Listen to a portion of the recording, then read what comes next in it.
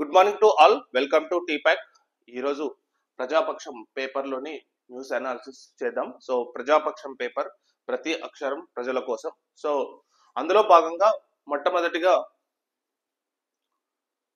హర్యానా పీఠం కాంగ్రెస్ ది, జమ్మూ కాశ్మీర్ లో కూటమికి అవకాశం. సో నిన్న రాత్రి ఎగ్జిట్ పోల్స్, చాలా సంస్థలు ఎగ్జిట్ పోల్స్ ఇచ్చాయి. దేని మీద అంటే హర్యానా ఎలక్షన్స్ పై మరియు జమ్మూ కాశ్మీర్ ఎలక్షన్స్ పై. సో హర్యానా ఎలక్షన్స్ పై క్లారిటీగా 99% అన్ని సర్వే సంస్థలు కాంగ్రెస్ కు పూర్తిగా పట్టం కట్టాయి. అక్కడ బీజేపీ ఓడిపోతుందని క్లారిటీగా చెప్పేశాయి చాలా సర్వే సంస్థలు. సో ఇది బీజేపీకి అసలు షాకింగ్ చెప్పాలంటే.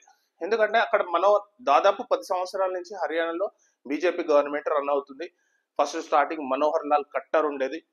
దాని తర్వాత నయీబ్ సింగ్ సానై, అతన్ని కొత్తగా రీసెంట్ గా ముఖ్యమంత్రిని చేశారనమాట. సో మనోహర్ లాల్ ఖట్టర్ ను కేంద్ర పట్టణాభివృద్ధి శాఖ మంత్రిగా తీసుకొని కొత్తగా నయీబ్ సింగ్ సానైను ముఖ్యమంత్రిగా చేశారు. కానీ అది అంత వర్కౌట్ కాలేదు.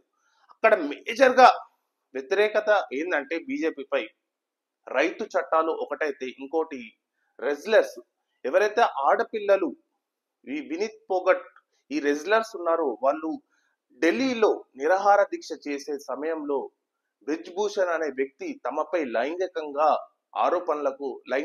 మమ్మల్ని వేధించాడని ఆరోపణలు చేసిన సమయంలో వీళ్ళపై ఆనాటి సెంట్రల్ గవర్నమెంట్ చూపిన ఎంత వాళ్ళను హేళనగా చూసిందో అది చాలా మంది జీర్ణించుకోలేకపోయారు హర్యానా పీపుల్. ఎందుకంటే హర్యానాలో ఈ రెజ్లర్స్ క్రీడ అనేది చాలా ఫేమస్. అక్కడి నుంచే ప్లేయర్స్ అనేది చాలా మంది వస్తారనమాట హర్యానా స్టేట్లకు వెళ్ళి. సో ఆ ప్లేయర్స్ యొక్క మమ్మల్ని ఇంతగా వేధించాడని సెంట్రల్ గవర్నమెంట్ మొత్తుకున్న వాళ్ళు కనీసం పట్టించుకోలేదు. లాస్ట్ కు మేము అసలు విత్డ్రా చేసుకుంటాం, అసలు ఒలింపిక్స్ లో కూడా మేము పార్టిసిపేట్ చేయమంటే అప్పుడు అతన్ని ఎఫ్ఐఆర్ చేశారు. కానీ అంతగా సీరియస్ మాత్రం చేయలేదు. సో ఆ ఎఫెక్ట్ అనేది హర్యానాలో బీజేపీకి తీవ్రంగా దెబ్బ కొట్టింది. అది వాళ్ళు పట్టించుకోలేదు. సో అది చాలా ఎఫెక్ట్ అయిపోయింది. సో ఇప్పుడు ప్రజెంట్ గా చూద్దాం. ఇంకోటి జమ్మూ కాశ్మీర్ లో మాత్రం అంగు పార్లమెంట్ గా, అంటే ప్రజెంట్ గా అంగు అంటే అక్కడ కూడా 46 రావాలి. హర్యానాలో 46 రావాలి, జమ్మూ కాశ్మీర్ లో కూడా 46 రావాలి. 46 రావాలంటే పూర్తిగా 46 వచ్చే పార్టీ మాత్రం జమ్మూ కాశ్మీర్ లో లేదని చెప్పింది. కాకపోతే ఏంటంటే కాంగ్రెస్ పార్టీకి అండ్ నేషనల్ కాన్ఫరెన్స్ పార్టీకి, జేకేఎన్సీ, జమ్మూ కాశ్మీర్ నేషనల్ కాన్ఫరెన్స్ పార్టీకి అండ్ కాంగ్రెస్ పార్టీకి వీళ్ళిద్దరు కలిసి కూటమిగా అధికారంలోకి వస్తుందని అంచనా వేసినాయి అనమాట. సో బీజేపీకి ఈ రెండు స్టేట్స్ కొంచెం చాలా దెబ్బనే పడుతుంది. ఎందుకంటే దీని తర్వాత కూడా కొన్ని పెద్ద స్టేట్లలో ఎలక్షన్స్ రాబోతున్నాయి. అక్కడ కూడా బీజేపీ కొంచెం ఎదురుడుతుంది. సో మనం ఏం చేసినా కరెక్ట్ అవుతుందని అనుకోవద్దు ఎప్పటికైనా. సో మహారాష్ట్రలో మాత్రం ఇప్పుడు నెక్స్ట్ మహారాష్ట్రలో జరగబోతుంది ఎలక్షన్స్. సో మహారాష్ట్రలో ఎలా ఉంటుందో ఒకసారి మనం అక్కడ కూడా చూడాలి. కానీ ఈ రెండు స్టేట్లు మాత్రం బీజేపీకి మాత్రం చాలా దెబ్బ పడే అవకాశం ఉందన్నమాట. చూద్దాం. జమ్మూ కాశ్మీర్, హర్యానాలో అసెంబ్లీ ఎన్నికలు ముగిశాయి. ఈ నేపథ్యంలో రెండు రాష్ట్రాలకు సంబంధించి శనివారం ఎగ్జిట్ పోల్స్ వచ్చాయి. దాదాపు 10 ఏళ్ల తర్వాత జరిగిన జమ్మూ కాశ్మీర్ అసెంబ్లీ ఎన్నికల్లో ఏ పార్టీకి మెజారిటీ సీట్లు రాబోవని సర్వే సంస్థ అంచనాలు కట్టాయి. సో ఏ పార్టీకి పెద్దగా మెజారిటీ అయితే రాదు, ఏది జమ్మూ కాశ్మీర్ లో సింగిల్ గా మాత్రం. కానీ కూటమిగా అయితే మాత్రం Congress party and national conference పార్టీకి మాత్రం వచ్చే అవకాశం ఉందని చాలా సర్వే సంస్థలు చెప్పాయన్నమాట. సో ఇది కానీ ఇంకా హర్యానా మాత్రం clear cut clarity Congress party win అవుతుంది, అందులో నో డౌట్ అబౌట్ ఇట్ అని చెప్పి చాలా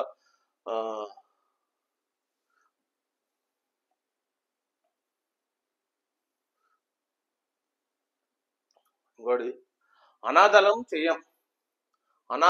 చెయ్యం, మూసీ పరివాహక ప్రాంత ప్రజలు ఆందోళన చెందొద్దు, ప్రత్యామ్నాయ ఏర్పాటు చేసే బాధ్యత ప్రభుత్వానిదే, Musi river bed buffer zone లో ఉన్న వారిని ఆదుకుంటామని చెప్పి ఇక్కడ రేవంత్ రెడ్డి కాకా జి వెంకటస్వామి 95వ జయంతిలో పాల్గొని ఈ విషయం చెప్పాడనమాట. సో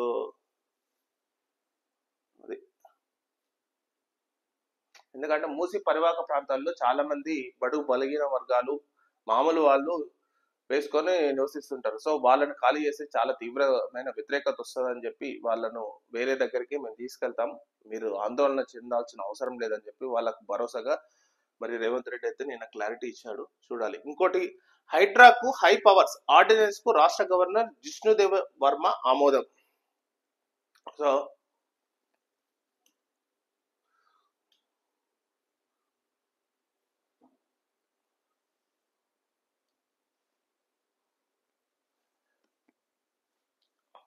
ఇంకో Hyderabad disaster response and asset protection agency హైడ్రాకు హై పవర్స్ వచ్చాయన్నమాట. ఇక్కడ ఎట్లా హై పవర్స్ వచ్చారంటే, వీళ్ళు ఏం చేశారంటే జిహెచ్ఎంసి చట్టం 1955 ను సవరిస్తూ అందులో 374B సెక్షన్ లో ఇది ఒకటి 374B చేసారు అనమాట. సో 1955 జిహెచ్ఎంసి చట్టాన్ని సవరించి అందులో 374Bని యాడ్ చేసారు. ఆ సెక్షన్ 374B యొక్క లక్ష్యం ఏంటంటే, ఆ సెక్షన్ ద్వారా హైదరాబాద్ మహానగరంలో ప్రభుత్వ ఆస్తులు, నీటి వనరులు, పార్కులు, రహదారులు పరిరక్షణ కోసం అధికారిని లేదా సంస్థను ఏర్పాటు చేసే అధికారాన్ని ప్రభుత్వానికి కట్టబెట్టింది. సో 1955 జిహెచ్ఎంసీలోని 1955 చట్టాన్ని అందులో ఒక సవరణ చేస్తూ 374Bని యాడ్ చేసింది, సెక్షన్ 374Bని యాడ్ చేసింది. దీనివల్ల హైడ్రాకు చట్టబద్ధత కల్పిస్తున్నారు. సో దీనివల్ల ఏమైపోయిందంటే, హైదరాబాద్ మహానగరంలోని పార్కులు కానీ, ఏదైనా మూసీ రివర్ బెల్ట్ లో కానీ ఇతర ప్రాంతాలలో పరిరక్షణ కోసం ఒక అధికారిని, ఒక సంస్థను ఏర్పాటు చేసుకోవచ్చు అని అందులో 374B సెక్షన్ లో యాడ్ చేశారు అనమాట. సో ఇప్పటి నుంచి మనకు హైడ్రాకు ఇంకా చాలా పెద్ద పవర్స్ వస్తాయి అనమాట.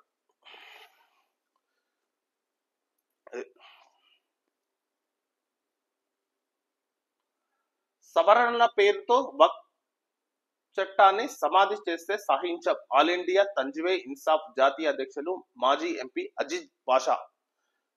మీకు అందరికీ తెలిసిందే, నేను నిన్న 2 రోజుల నుంచి కూడా చెప్తున్నాను. సెంట్రల్ గవర్నమెంట్ వక్ఫ్ బిల్ చట్టాన్ని, వక్ఫ్ బిల్ అమెండ్మెంట్ 2024 ను తీసుకురాబోతుంది. అందులో భాగంగా వక్ఫ్ చట్టంలో దాదాపు ఈ వక్ఫ్ బోర్డ్ అనేది ఓన్లీ ముస్లింలకు సంబంధించిన ఇది చట్టము. ఇందులో ఓన్లీ ముస్లిమ్స్ బోర్డు మెంబర్లుగా అండ్ ముస్లిమే చైర్మన్ గా ఉంటాడు. కాకపోతే ఇప్పుడు ఈ సవరణ చేస్తే మాత్రం వేరే అన్య మతస్థులు కూడా ఈ వక్ఫ్ బోర్డు లోకి ఎంటర్ అవుతారు. దీన్నే సెంట్రల్ గవర్నమెంట్ బిల్ గా చేసి ఆర్డినెన్స్ గా తీసుకురాబోతుంది. కానీ చాలా మంది ముస్లిమ్స్ ఇది వ్యతిరేకిస్తున్నారు. ఇది ఓన్లీ మా మతానికి సంబంధించిన ఇది వక్ఫ్ బోర్డును మీరు అన్య మతస్థులు రావడం వల్ల ఇది వేరేలాగా అవుతుందని చెప్పి వీళ్ళు వ్యతిరేకిస్తున్నారు. సో అతను అజీజ్ బాషా కూడా అదే చెప్తున్నారు అనమాట. సవరణల పేరుతో వక్ఫ్ చట్టాన్ని సమాధి చేస్తే సహించమని చెప్పి చెప్తున్నాడు.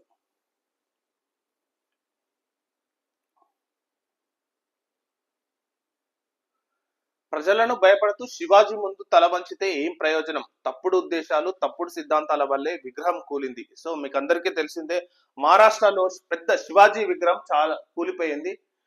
ఎందుకంటే నాసిరకంగా కట్టారు. అసలు శివాజీ విగ్రహాన్ని ఒక సర్దార్ వల్లభాయ్ పటేల్ తో పోలిస్తే దానికి పెట్టిన డబ్బులు, శివాజీ విగ్రహానికి పెట్టిన డబ్బులు అనేది చాలా తక్కువ.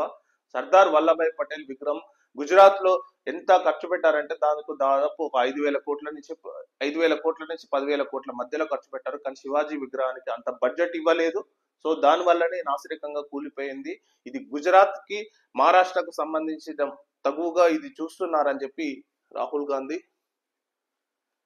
చేస్తున్నారు అనమాట. ఎందుకంటే ఇప్పుడు ఖచ్చితంగా మహారాష్ట్రలో ఎలక్షన్స్ జరగబోతుంది. ఆ ఎఫెక్ట్, ఈ శివాజీ విగ్రహం ఎఫెక్ట్ కూడా ఆ ఎలక్షన్లపై పడిపోతుందని అంచనా వేస్తున్నారు అనమాట. కానీ చూడాలి మరి ఎవరు గెలుస్తారో అక్కడ. కానీ 99% మాత్రం బీజేపీ అక్కడ మేజర్ గా బీజేపీ చేసిన బ్లెండర్ మిస్టేక్ ఏంటంటే, ఈ షిండేను ఎవరినైతే ఈ శివసేన పార్టీని చీల్చి ఏక్నాథ్ షిండేని తీసుకురావడం అనేది బీజేపీకి చాలా ఎఫెక్ట్ కాబోతుంది. ఎందుకంటే దానివల్ల వాళ్ళు ప్రయోజనం పొందలేదు, దానివల్ల ఇంకా చెప్పాలంటే బ్లేమ్ అయ్యారు అనవసరంగా. ఈ శివసేన పార్టీని చీల్చారన్న బ్లేమ్ అనేది నడుస్తుంది అనమాట. సో వాళ్ళ ముఖ్యమంత్రి పెట్టారంటే మళ్ళీ వాళ్ళ ముఖ్యమంత్రి కూడా చేయలేదు. దేవేంద్ర ఫడ్నవీస్ ముఖ్యమంత్రి చేశారంటే అతన్ని కూడా చేయలేదు. మళ్ళీ ఏక్నాథ్ షిండేని చేసి అనవసరంగా బ్లేమ్ అయ్యారు. సో ఎందుకు చేసారో ఏమో. ఎన్కౌంటర్ మృతులు @31 అంట.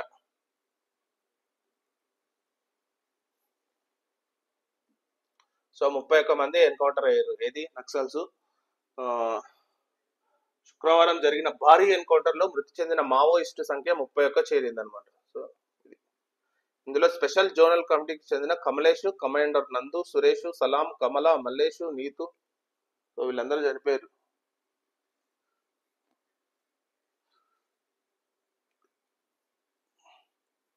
సో ఇది మొదటి పేపరు. సో సెకండ్ చూద్దాం. ఇది సెకండ్ పేపరు. మోస్ట్లీ ఇది ప్రపంచం గురించి, వరల్డ్ గురించి ఉంటుంది. 600 మంది ఊచకోత, గంటల వ్యవధిలో దారుణం. బుర్కినో ఫాసో అనేది ఈ పశ్చిమ ఆఫ్రికాలోని ఒక చిన్న కంట్రీ అన్నమాట బుర్కినో ఫాసో. అక్కడ ప్రెసెంట్ గా మిలిటెంట్ పాలనలా నడుస్తుంది. అక్కడ ఎప్పుడు గవర్నమెంట్ కు మిలిటెంట్స్ కి ఎప్పుడు యుద్ధాలు జరుగుతాయి. ఇది బుర్కినో ఫాసో ఒకటి, మాలి ఒకటి, ఇలాంటి చిన్న చిన్న ఆఫ్రికన్ కంట్రీస్ అనేది చాలా ఆ అక్కడ రెబల్స్ ప్లస్ మిలిటరీతో ఎప్పుడు గొడవలు జరుగుతున్నాయి. సో అందులో భాగంగానే బుర్కినో ఫాసో కంట్రీలో దాదాపు 600 మందిని మిలిటెంట్లు అతి క్రూరంగా, అతి దారుణంగా ఒక గంట వ్యవధిలోనే చంపేశారు. కానీ ఇది జరిగి ఆగస్టులో జరిగితే ఇప్పుడు బయట పడుతుంది అనమాట. ఎందుకంటే ఈ ఇన్సిడెంట్ జరిగింది ఆగస్టులో జరిగింది. సో మన వాళ్ళు కూడా చాలా మంది వెళ్తుంటారు బుర్కినో ఫాసోకు, ఏది బిజినెస్, ఏది బోర్వెల్స్ బిజినెస్ పై. సో వాళ్ళు కేర్ఫుల్ గా ఉండడం మంచిది. ఇజ్రాయెల్ దాడిలో హమాస్ కీలక నేత మృతి. ఇజ్రాయెల్ చాలా మంది హమాస్ నేతలను మట్టుపెడుతుంది. మీకు అందరికీ తెలిసిందే. ఇబ్రాహిం రౌసీ అంటే ఇరాన్ ప్రైమ్ మినిస్టర్ ఇబ్రాహిం రౌసీ ఎప్పుడు హెలికాప్టర్ విమానంలో చనిపోయినప్పుడు అతని అంత్యక్రియలకు హమాస్ చీఫ్ నేత వెళ్ళినప్పుడు అతను ఉండే భవనంని బాంబులతో పేల్చేసింది. సో అప్పుడు హమాస్ నేత చనిపోయాడు. తర్వాత ఇంకోరు హమాస్ నేత చనిపోయారు. ఇప్పుడు ప్రెసెంట్ గా చాలా మంది ఎవరైతే హమాస్ నడిపిస్తున్నారో వాళ్ళందరినీ టార్గెట్ గా పెట్టి క్లియర్ గా వన్ బై వన్ అందరినీ లేపేస్తుంది ఇజ్రాయెల్. సో ఇజ్రాయెల్ దాడిలో హమాస్ కీలక నేత మృతి. ఇరాన్ అణుస్థావరాలు ధ్వంసం చేయండి. ఎవరు? ఈ ఇజ్రాయెల్ కు ట్రంప్ సూచన. ఇప్పుడు ఇరాన్ లో ప్రెసెంట్ గా యుద్ధానికి దిగుతుంది. ఏది? ఇజ్రాయెల్. మొన్ననే రీసెంట్ గానే ఇరాన్ టెల్ అవీవ్ నగరం ఇజ్రాయెల్ లో ఒక మెయిన్ క్యాపిటల్ సిటీ కాదు కానీ ఒక మెయిన్ నగరమైన టెల్ అవీవ్ సిటీలో దాదాపు 400 క్షిపణులతో, బాలిస్టిక్ క్షిపణులతో దాడి చేసింది ఇరాన్. సో దానికి ప్రతీకారమైన దాడిని ఇజ్రాయెల్ ప్లాన్ చేస్తుంది. ఏ టైంలో అయినా అటాక్ చేయొచ్చు. కాకపోతే అమెరికన్ ఇప్పుడు ప్రెసిడెంట్ గా అంటే రిపబ్లికన్ క్యాండిడేట్ గా ఉన్న డొనాల్డ్ ట్రంప్ ఏం చెప్తున్నాడంటే, మీరు అణుస్థావరాలపై దాడి చేయండి, ఏకంగా అది ఏది ఇరాన్ లోని అణుస్థావరాలపై అటాక్ చేయండి అని చెప్పి సూచిస్తున్నాడు అనమాట.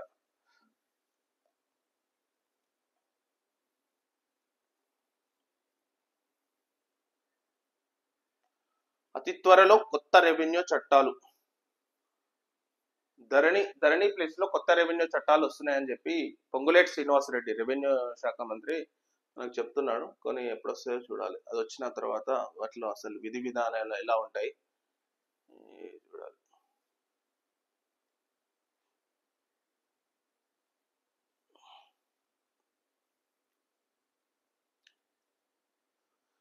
ప్రధాని మోదీపై మంత్రి సీతక్క ఫైర్. రైతుల గురించి మాట్లాడే నైతిక హక్కు ప్రధాని మోదీకి లేదు.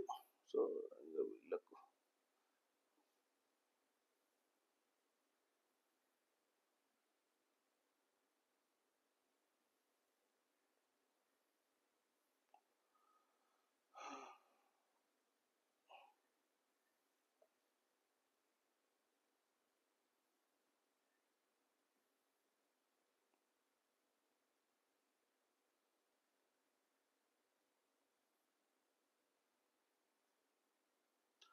గాజాపై ఇజ్రాయెల్ దాడిని ముక్తఖండంతో ఖండించాలి. గాజాపై ఇజ్రాయెల్ చేస్తున్న క్రూరమైన దాడిని పౌర సమాజం ముక్తఖండంతో ఖండించాలని సిపిఐ జిల్లా కార్యదర్శి బెజవాడ వెంకటేశ్వరరావు, సిపిఎం జిల్లా కార్యదర్శి Mallu Nagarjuna Reddy, CPI ML new democracy జిల్లా కమిటీ సభ్యులు కిరణ్, సో వీళ్ళందరూ కలిసి ముక్తఖండంతో గాజాపై దాడి చేస్తున్న దానిని చెప్పాయన్నమాట. నిరంతరం పాటల ద్వారానే చైతన్యవంతం. మీరు ఇక్కడ చూడొచ్చు, నిరంతరం పాట ద్వారానే ప్రజలను చైతన్యవంతం చేస్తున్న ఘనత తెలంగాణ ప్రజానాట్య మండలిదని రాష్ట్ర ప్రధాన కార్యదర్శి పల్లె నరసింహ అన్నారు. రంగారెడ్డి జిల్లా ప్రజానాట్య మండలి సమావేశం అబ్దుల్లాపూర్ మెట్టు రావి నారాయణ రెడ్డి నగర్ సిపిఐ కార్యాలయంలో శనివారం జరిగింది. సో ఇదొకటి ఉంది. జిల్లా బాధ్యులు ముత్యాల యాదిరెడ్డి, ఏఐటిసి జిల్లా ఉపాధ్యక్షులు హరిసింగ్ నాయక్ ఉన్నారు.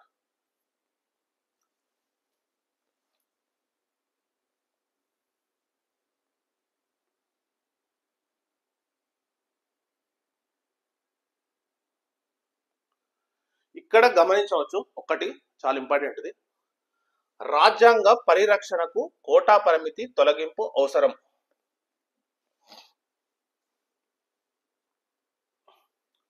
రాజ్యాంగ పరిరక్షణకు కోటా పరిమితి తొలగింపు అవసరం.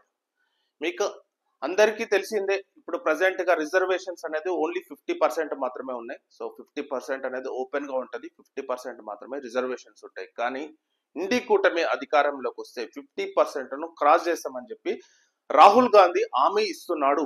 చాలా ఇంపార్టెంట్, ఎందుకంటే రాజ్యాంగాన్ని పరిరక్షించాలంటే రిజర్వేషన్లపై ఇప్పటికే ఉన్న 50% పరిమితిని తొలగించడం అవసరమని పార్లమెంటులో ఈ మేరకు చట్టాలను ఆమోదించేలా ఇండియా హామీ ఇస్తుందని ప్రతిపక్ష నేత రాహుల్ గాంధీ అన్నారు. సో సంవిధాన్ సమ్మాన్ సమ్మేళనంలో ఆయన మాట్లాడుతూ కుల ఆధారిత జనాభా గణనను ప్రారంభించడానికి కాంగ్రెస్ ఇండియా కూటమి కూడా చట్టాలను ఆమోదించేలా చూస్తాయని చెప్పి చెప్తున్నారు అనమాట.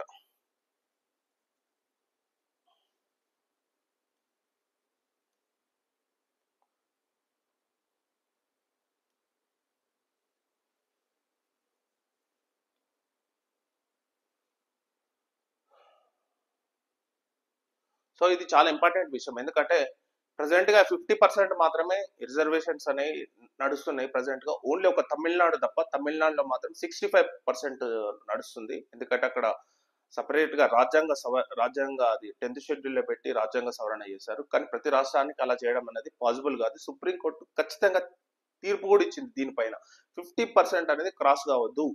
కానీ క్రాస్ చేయొచ్చా అంటే ఇది పార్లమెంట్ చట్టం చేయాలన్నమాట. పార్లమెంట్ చట్టం చేసి దాన్ని బిల్ పాస్ చేస్తే మాత్రం ఇది అయ్యే ఉంటది. అంటే దాదాపు 50% దాటాలంటే, 50% ఏ స్టేట్ అయినా ఈ రిజర్వేషన్స్ 50% దాటాలంటే ఖచ్చితంగా పార్లమెంట్ లో చట్టాలు చేయాలి. పార్లమెంట్ లో చట్టాలు చేసి అమలు చేస్తే కానీ ఇది కాదు, మామూలుగా చేస్తే మాత్రం ఇది అంత.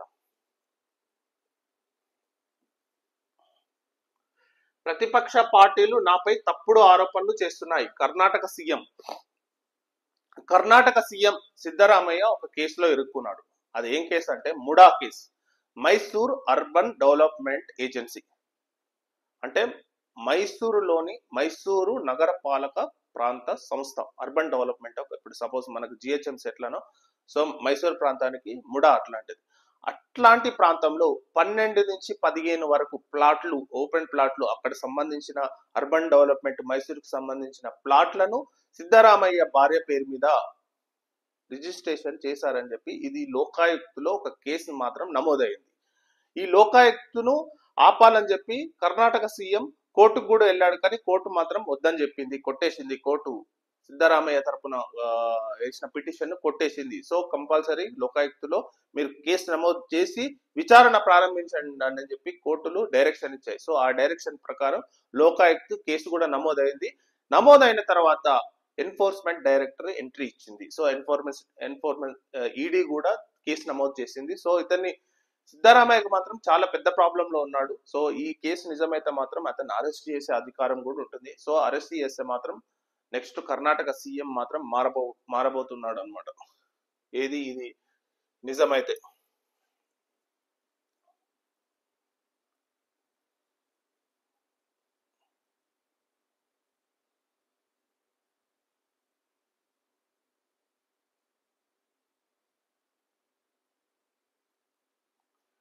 జమ్మూ కాశ్మీర్ ఫలితాల వేళ నామినేట్ రగడ. జమ్మూ కాశ్మీర్ ఎన్నికల ఫలితాల వేళ నామినేట్ ఎమ్మెల్యేల అంశం తెరపైకి వచ్చింది. దీని పట్ల రాజకీయ వర్గాల్లో ఆందోళన వ్యక్తమవుతుంది. అబ్బా, బీజేపీ రాజకీయ వ్యూహం అనేది ఎలా ఉంటుందో చూడండి, ఎంత చిత్రతగా అసలు బీజేపీ ఎంత ప్లాన్డ్ గా చేస్తుందో చూడండి. జమ్మూ కాశ్మీర్ లో ఇప్పుడు నామినేటెడ్ ఎమ్మెల్యేగా అంశం తెరపైకి వస్తుంది. సో నామినేటెడ్ ఎమ్మెల్యే అంశం ఎలా ఉంటది అంటే ఇది పూర్తిగా గవర్నర్ చేతిలో ఉంటది. గవర్నర్ సపోజ్ ఎవరైతే రికమెండ్ చేస్తారో అదే ఏదైనా కల్చరల్ ఈవెంట్స్ లో కానీ ఎవరైనా వ్యక్తులు ఉన్నారో ఆ వ్యక్తులను నామినేట్ చేసే అధికారం గవర్నర్ కు, లెఫ్టినెంట్ గవర్నర్ కు ఉంటుంది. ఈ టైంలో 5 ఎమ్మెల్యేలను నామినేట్ చేయాలని చెప్పి సెంట్రల్ గవర్నమెంట్ హోంశాఖ ఆధ్వర్యంలోని ఒక ప్రయత్నిస్తున్నారు అనమాట 5 ఎమ్మెల్యేలను నామినేట్ చేయాలని. సో ఎందుకు నామినేట్ చేయాలని, సపోజ్ ఈ 5 ఎమ్మెల్యేలు ప్లస్ బీజేపీకి వచ్చే ఎమ్మెల్యేలు ప్లస్ పీడీపీకి వచ్చే ఎమ్మెల్యేలు ఈ ముగ్గురు కలిసి రేపు జమ్మూ కాశ్మీర్లో ప్రభుత్వాన్ని ఏర్పాటు చేయవచ్చు అనే ఉద్దేశంతో ఈ 5 ఎమ్మెల్యేలను నామినేట్ చేయాలనే అంశాన్ని తెరపైకి తెస్తున్నారు అనమాట. ఇంకా మీరు చూడండి, జమ్మూ కాశ్మీర్ ఎన్నికల ఫలితాల వేళ నామినేట్ ఎమ్మెల్యేల అంశం తెరపైకి వచ్చింది. దీని పట్ల రాజకీయ వర్గాల్లో ఆందోళన వ్యక్తమవుతుంది. ప్రభుత్వ ఏర్పాట్లో వీరి పాత్ర కీలకం కానుండడమే దీనికి కారణం. కాంగ్రెస్ పార్టీ దీన్ని పూర్తిగా వ్యతిరేకిస్తుంది, ప్రజాస్వామ్యంపై దాడిగా అభివర్ణిస్తుంది అనమాట. ఇంకా ఈ నేపథ్యంలో అక్టోబర్ 8న ఫలితాలు వెలువడనున్నాయి. ఈ నేపథ్యంలో హోంశాఖ సలహా మేరకు లెఫ్టినెంట్ గవర్నర్ 5 ఎమ్మెల్యేలను నామినేట్ చేస్తారు. జమ్మూ కాశ్మీర్ పునర్వ్యవస్థీకరణ చట్టం 2019 అనుసరించి ఈ నియామకాలు చేపట్టే అవకాశం ఉంది.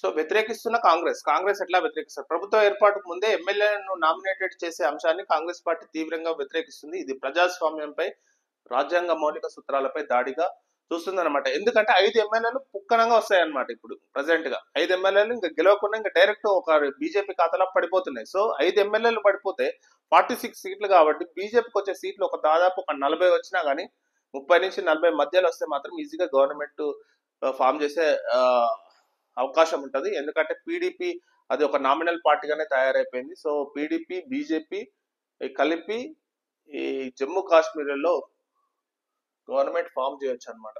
సో దీనిపై కోర్టుకు వెళ్తారు, మరి కోర్టు కూడా ఏమని చెప్తుందో చూడాలి. ఇది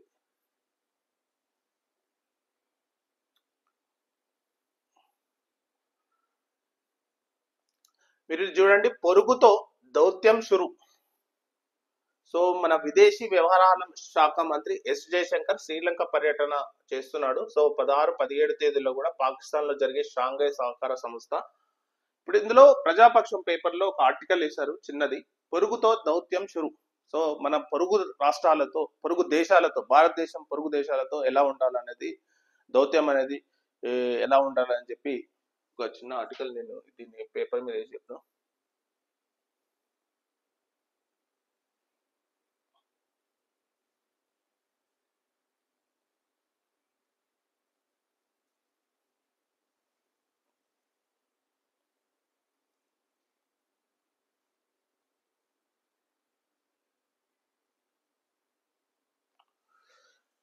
ప్రజెంట్ గా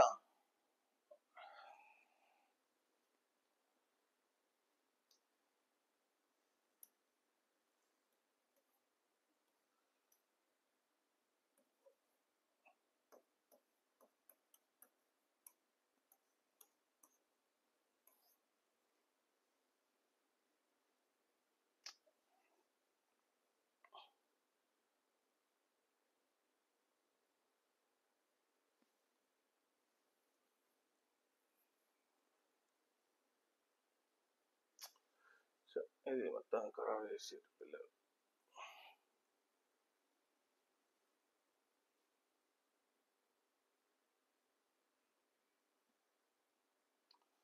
మన పొరుగు దేశం అంటే భారతదేశం అనేది చాలా దేశాలతో, 7-8 దేశాలతో మనం సరిహద్దును పంచుకుంటున్నాం. అందులో మేజర్ గా వచ్చేసి China, Pakistan, Afghanistan, Myanmar, Nepal, Bhutan, Tibet, కొంచెం శ్రీలంక. ఇప్పుడు ఈ శ్రీలంక కూడా ఈ దేశాలు అనేది భారతదేశానికి పొరుగు దేశాలు అన్నమాట. కానీ పొరుగు దేశాలతో భారత్ ఎలా ఉంది అంటే ఒక్క దేశాలతోనూ కూడా సహకారం అనేది అంతగా లేదు. మీరు ఒక్కసారి గమనించవచ్చు, పాకిస్తాన్తో ఎప్పటి నుంచో వాళ్ళకు జరుగుతూనే ఉంది. సో పాకిస్తాన్తో స్నేహం అనేది, దౌత్యం అనేది మనకు అంతగా లేదు. చైనాతో కూడా అంత దౌత్య పరంగా అనేది, ట్రేడింగ్ పరంగా అనేది అంత బాలేదు. సో వాళ్ళతో బిజినెస్ ట్రేడ్ చేస్తున్నామే కానీ మామూలుగా సహకారం అనేది అంతగా బాలేదు చైనా. సో నేపాల్ కూడా ఈ మధ్య కాలంలో చైనా ఇన్ఫ్లుయెన్స్ లో పడి నేపాల్ కూడా భారతదేశంతో తగు పెట్టుకోవాలని చూస్తుంది, అంతగా సహకరించట్లేదు. నెక్స్ట్ వచ్చేసి భూటాన్ అనేది చాలా చిన్న కంట్రీ, చాలా చిన్న నామినల్ కంట్రీ. సో ఆ దేశాలతో మనకు వచ్చే లాభం కూడా చాలా తక్కువ. కాకపోతే ఏంటంటే కొంచెం జర భూటాన్ కూడా ఈ మధ్య కాలంలో ఇండియాతో సహకరిస్తుంది, కానీ చైనాకు కూడా వాళ్ళు ప్రజెంట్ గా సహకారం ఉంది అనమాట. సో భూటాన్ తో కూడా అంతంత మాత్రమే. ఇంకొకటి వచ్చేసి ఇంకా ఏముంటుంది, ఆఫ్ఘనిస్తాన్ తో అంత మనకి ఇప్పుడు తాలిబాన్లు వచ్చిన తర్వాత ఆఫ్ఘనిస్తాన్ తో కూడా అంత బాగాలేదు. సో మయన్మార్ తో కూడా అంత బాగాలేదు, ఎందుకంటే అక్కడ మిలిటరీ పాలన నడుస్తుంది. సో సూకి సూకి ఆమె ప్రైమ్ మినిస్టర్ గా ఉన్నప్పుడు చాలా బాగుండేది, కానీ ఇప్పుడు ప్రజెంట్ సూకి జైల్లో ఉంది. జైలు నుంచి విడుదలైపోయి ఆమె హౌస్ అరెస్ట్ లో ఉంది, కాబట్టి ప్రజెంట్ గా మిలిటరీ పాలన నడుస్తుంది మయన్మార్ లో. సో ఈ దేశాలతో అనేది, అంత పొరుగు దేశాలతో అనేది మనకు భారత్ కు చాలా బాగాలేదు, చాలా ఇబ్బందికర పరిస్థితులు ఉన్నాయన్నమాట. సో అదే విషయం ఇక్కడ నడుస్తుంది. జపాన్ కు జననాల తగ్గుదల తిప్పలు, నూతన ప్రధాని షిగేర్ ఇషిబి ముందున్న సవాల్. So Japan prime minister Shigeru Ishiba Japan prime minister Shigeru Ishiba కొత్తగా ఎన్నికయ్యాడు. సో ఆ దేశం యొక్క మేజర్ సవాళ్ళు ఏంటంటే జనాభా. వృద్ధ జనాభా జపాన్ లో చాలా ఎక్కువ మంది ఉంది, యంగ్ జనాభా జపాన్ లో చాలా తక్కువగా ఉందని చెప్పి ఆ జపాన్ యొక్క ఇబ్బందులు ఏంటంటే మేజర్ గా ఇది. ఇంకోటి ఏంటంటే జపాన్ ఎకానమీ అనేది ఈ మధ్య కాలంలో చాలా తగ్గుదల కనిపించింది, ఏషియన్ మార్కెట్లపై ప్రభావం చూపిస్తుంది జపాన్ ఎకానమీ. సో అది కూడా కొంచెం ఇవన్నీ సవాళ్లు ఉన్నాయని చెప్పి ఈ చిన్న ఆర్టికల్ మాత్రం ఇందులో రాసిరు ప్రజాపక్షంలో. ఇది సోషల్ మీడియా భస్మాస్తుర హస్తం కారాదంట.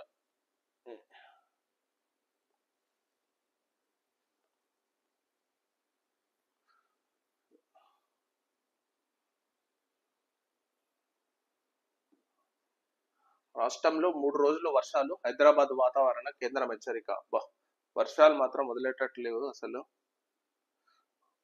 జిహెచ్ఎంసీ అవుట్ సోర్సింగ్ కాంట్రాక్ట్ కార్మికులకు దసరా బోనస్ ఇవ్వాలని చెప్పి తెలంగాణ రాష్ట్ర municipal staff and out sourcing workers union demand చేశారు.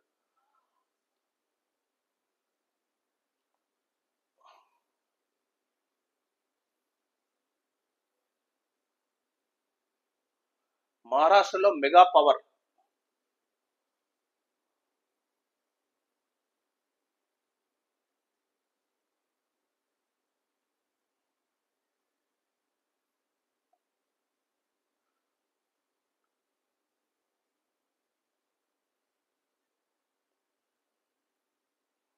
మూసీపై ప్రతిపక్షాల కుట్రను తిప్పికొడదాం, భువనగిరి ఎంపీ చామల కిరణ్ కుమార్ రెడ్డి. లోకో పైలట్ల సౌకర్యం రక్షణకు రైల్వే నిర్వహణ కృషి. నాసిక్స్ లో శిక్షణ పొందుతున్న చీఫ్ లోకో ఇన్స్పెక్టర్ల సమావేశంలో కేంద్ర రైల్వే శాఖ మంత్రి అశ్విన్ వైష్ణవ్.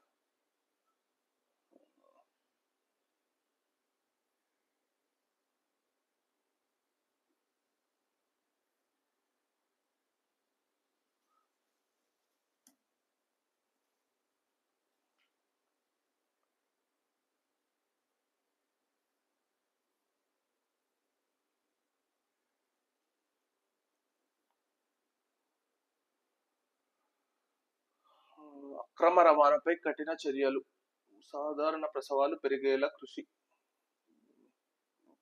ప్రతి ఇంటికి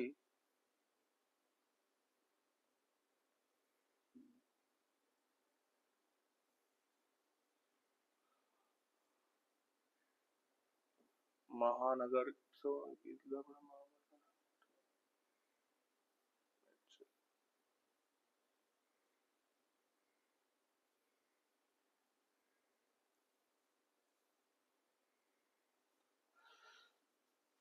సో ఇదండి మేజర్ గా ఈ న్యూస్ అనాలిసిస్ వచ్చేసి. సో రేపటి జరిగే మళ్ళీ న్యూస్ అనాలిసిస్ తో కలుస్తాం. సో అంతవరకు సెలవు. Thank you.